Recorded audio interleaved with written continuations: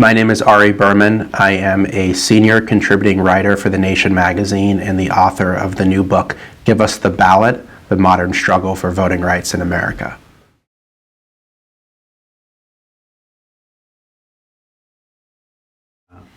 So after the passage of the Voting Rights Act, we basically see that there's kind of a civil war within the Republican Party over what to do about the Voting Rights Act.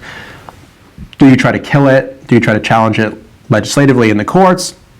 Or do you go along with it, even if it might not benefit your party? And what we see is that there are elements that want to gut the Voting Rights Act. In the Nixon administration, in the Reagan administration, in the second Bush administration, but then there are always Republicans in Congress that are standing up for the Voting Rights Act. And some of them are standing up for it based on a political calculation, that they think it will look bad if the Republican Party comes down against African Americans or Hispanics or Asian Americans, people that are benefiting from the Voting Rights Act. But there are also people that are convinced that this is a good piece of legislation, and there are skeptics that are converted.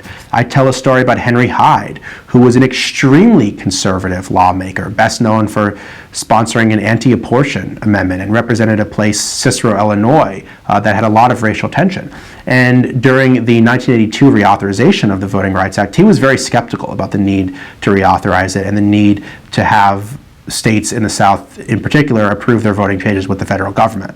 But the Congress went down and held field hearings in places like Alabama.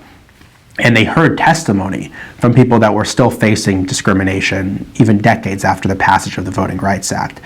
And that convinced Hyde that it was still necessary. And he admitted that he had been converted.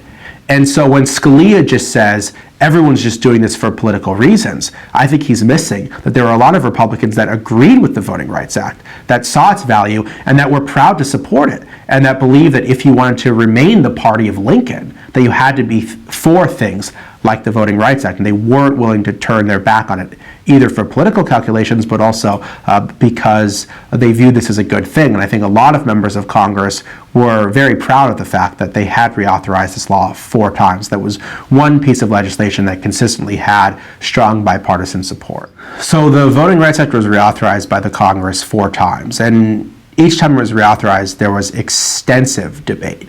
And I read all of these hearings. This was not a passive process.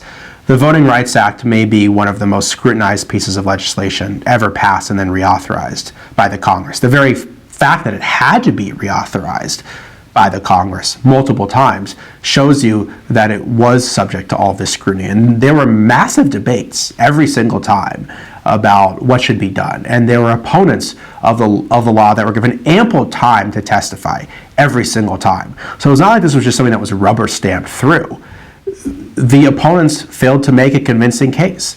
They failed to make a convincing case why this was no longer necessary because of the country's history, but also because of the fact that voting discrimination did not go away after 1965. And I think the biggest thing that Chief Justice Roberts missed in his Shelby County decision, he says history didn't end in 1965.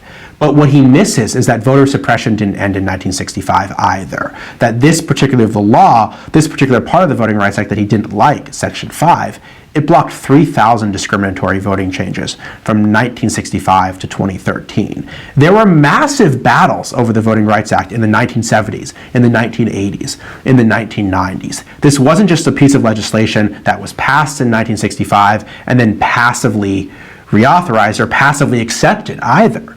This was a very contested piece of legislation. It was contested in 1965 and it was contested in the decades after that, and the debate in Congress reflected how contested it was.